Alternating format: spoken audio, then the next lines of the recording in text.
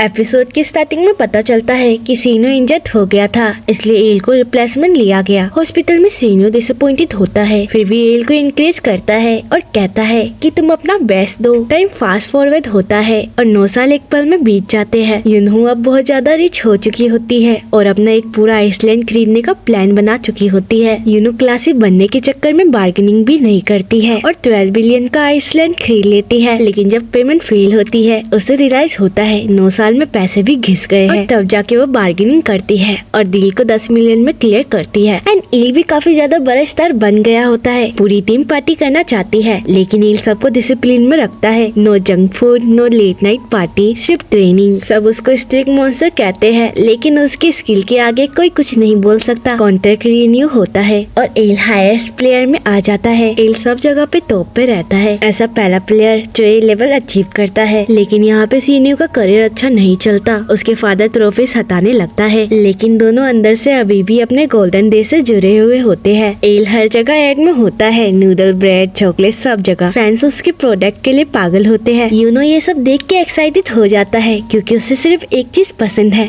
पैसा। वो सोचती है अब ये बंदा मेरे VIP लिस्ट के लायक है। एल एयरपोर्ट पे लैंड करता है। फैन ऑटोग्राफ के लिए उसे घेर लेते हैं। वो अभी भी वही येलो सूटकेस यूज कर रहा होता है जो यूनो ने दिया होता है। यूनो उसके सामने आती है, लेकिन मजेदार बात ये होती है कि वो उसको पहचान नहीं पाता और सोचता है कि वो एक नॉर्मल फैन है, जैसे ईल ने उसे पहचाना तक नहीं। यूनो का दिमाग सटक जाता है। उसने डिसाइड कर लिया कि इस बंदे को थोड़ा सा लेसन तो मिलना चाहिए। एक स्नैप में एल का सूटकेस खुद न खुद खुल गया। कपड़े, शूज, सब कुछ बाहर गिर गया। फिर भी उसका गुस्सा शांत नहीं हुआ। उसने एल का एक फोटोग्राफ उठाया और उसके हैंडसम फोटो के ऊपर उल्टा सीधा लिख दिया और अचानक वहाँ से गायब हो गई। दूसरी तरफ सीनो अपनी लाइफ के लोएस्ट पॉइंट पे था। उसने एक 4th डिवीजन फुटबॉल क्लब में फिर से हिस्सा लिया, वही क्लब जिसमें कुछ महीनों पहले ही उसे बेइज्जत करके निकाला गया था। और कोच ने उसे बिना सोचे मना कर दिया कि तुम्हारा टाइम खत्म हो चुका है। उसी रात एल ने उसे मैसेज भेजा मिलने के लिए फुटबॉल ग्राउंड में, लेकिन सीनो नहीं आया। अपनी इनसिक्योरिटी की वजह से उसने अपनी दोस्ती से भागना ठीक समझा। आइसलैंड बनने का वेट करते हुए यूनो ने सोचा चलो थोड़ा सा इंसानों की जिंदगी ट्राई करे। पहला काम कारपेंटरी वर्कशॉप। अंदर जाते ही सब चीजों को देख के बेकार बोल दिया और अनाउंस कर दिया वो एक परफेक्ट आर्टिस्ट चेयर बनाएगी। बोलना आसान था, लेकिन करना नहीं। लकड़ी काटने के नाम पे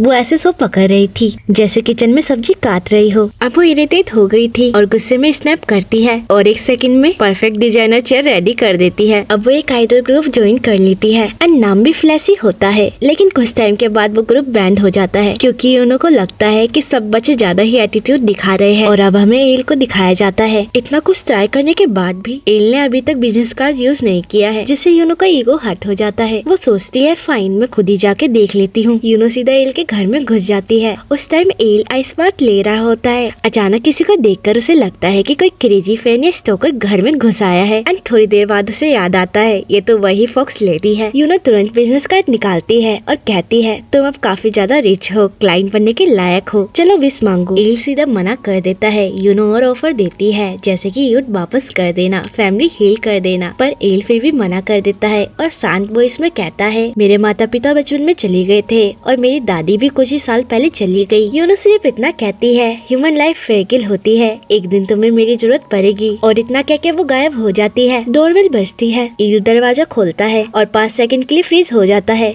डिलीवरी बॉय कोई और नहीं सीनो होता है। दोनों बेस्ट फ्रेंड आमने सामने खड़े होते हैं, लेकिन दोनों के लिए ये मोमेंट बहुत ज्यादा ऑकवर्ड होता है। सीनो कन्फेस करता है मैंने फुटबॉल छोड़ दिया है, एक्चुअली छोड़ा नहीं, मुझे निकाल दिया। ये सुन के एल का दिल टूट जाता है और तभी उसे याद आता है फॉक्स लेडी का ऑफर। वो बिना सोचे पूछता है क्या तुम्हारी कोई विश है, और यही वो समय होता है जिसका उसे बाद में पछतावा होता है। अगले दिन रियलिटी उलट चुकी होती है। सीनो आँख खोलता है और अपने आप को बिजनेस क्लास फ्लाइट में देखता है। अब वो स्टार बन चुका होता है। सोचने की बात तो ये है अगर सीनियो एल की जगह पे है तो एल कहाँ पे है। असल में वो एक छोटे पुराने घर पे होता है। तभी यूनो वहाँ पे आती है और कामली कहती है विश पूरी हो चुकी है, अब मेरी पेमेंट का टाइम है। एल सब कुछ खो चुका है, नाम, पैसा, फेम, और ये बस शुरुआत होती है। एक दिन पहले का रिवाइंड दिखाया जाता है। मैनेजर हिम कॉल करता है और बताता है कि क्लब डाउन जा रहा है। रीजन फाइनेंशियल फंड होता है जो एल के ट्रांसफर और सैलरी से रिलेटेड था। कॉन्ट्रैक्ट नया नया साइन हुआ होता है तो लीगली वो ब्रेक नहीं हो सकता, जिसके लिए उसे इंग्लैंड जाना पड़ेगा। इसी बीच सीनो एल की ग्रैंडमा के कवर पे जाता है, वही एल भी आ जाता है एंड दोनों इमोशनल हो जाते हैं। सीनो बताता है कि जब एल अब्रॉड गया था वो ग्रैंडमा का ख्याल रखता था, वो दोस्ती को खराब नहीं करना चाहता था, इसलिए मदद नहीं मांगी। एल के हाथ से योनो का बिजनेस कार्ड गिरता है, तब उसे रियलाइज होता है एक रास्ता अभी भी बाकी है। वो कार्ड जलाता है, स्टॉर्म उठता है, योनो अपीयर होती है और पूछती है बोलो क्या बिस है। उसी दिन योनो क्लब चेयरमैन को बुलवा लेती है, नेगोशिएशन होती है। एल के अकाउंट से एक एक करके 6 बार 100 मिलियन डिडक्ट होते हैं एंड डील कंप्लीट हो जाती है। नाउ एल फ्री होता है और अपनी पसंद से क्लब चूज कर सकता है। तभी एक ट्विस्ट सामने आता है। एयरपोर्ट पे सीनो कन्फेस करता है कि वो फुटबॉल नहीं छोड़ना चाहता।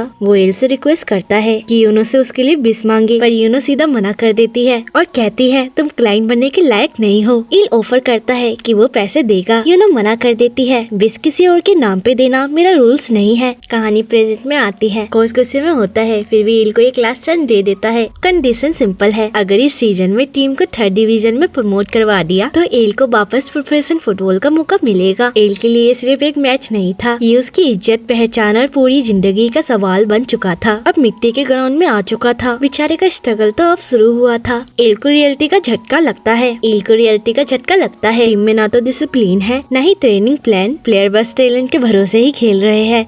एल समझ जाता है अगर यहाँ सरवाइव करना है तो लीडर बनना पड़ेगा। वो सबकी फिटनेस पर फोकस करता है, धीरे धीरे टीम को भी सीरियस बनाना शुरू करता है। दूसरी तरफ यूनो छुप छुप के अपनी इन्वेस्टिगेशन कंटिन्यू करती है। सुबोर्ड थीप का स्केच अब तैयार हो चुका होता है, लेकिन चेहरा पहचान में नहीं आ रहा। यूनो को क्लियर हो जाता है कि जो भी इंसान है वो नॉर्मल इंसान नहीं है, बल्कि कोई ऐसा है जो डिवाइन पावर की नकल कर रहा है। और इसका मतलब सिर्फ एक है, फॉक्स हंट शुरू हो चुका है। ओल्ड मैन जंक अपना ट्रैप एक्टिव करता है। Stay dog sped blood scent follow करते हुए सिटी के अंदर मूव करने लगता है। लियोन को रियलाइज होता है कि वो सिर्फ एक पावन है, लेकिन अब पीछे हटना पॉसिबल नहीं है। हंटर का रूल सिंपल होता है, जब शिकार नजर आ जाए तो कोई इमोशन नहीं होता। अब हमें एल का फर्स्ट मैच दिखाया जाता है। 4th डिवीजन का पहला मैच एल के लिए नाइटमेयर की जैसा होता है। एक मोमेंट पे एल फिर से अपने एक्सीडेंट को याद करता है और उसके हाथ कांपने लगते हैं, लेकिन फिर भी वो खुद से कहता है मैं यहाँ पे गिरा हूँ, लेकिन खत्म होने के लिए नहीं। मैच के लास्ट मिनट में एल एक इम्पॉसिबल एसिस्ट देता है एंड गोल होता है। टीम जीत जाती है और उस दिन सबको समझ आ जाता है ये बंदा अलग लेवल का है। अब हमें सीनो को दिखाया जाता है। सीनो लग्जरी लाइफ के बीच में एक अजीब सा खालीपन महसूस करता है। सक्सेस सब कुछ दे रही थी, लेकिन सुकून नहीं। तभी उसे यूनो का डायलॉग याद आता है, सिर्फ वही विश काम करती है जो दोनों तरफ से आता है। अब सवाल ये है, क्या सीनो अपनी पिक लाइफ को छोड़कर वापस पुरानी जिंदगी को चूज करेगा, और क्या एल अपनी किस्मत वापस लिख पाएगा? अब अगर आपको अगला पार्ट देखना है तो इस चैनल को सब्सक्राइब कर लो, और अगर ये एक्सप्लेनेशन पसंद आई हो तो वीडियो को प्लीज लाइक कर देना। चलिए मिलते हैं जल्दी, बाय।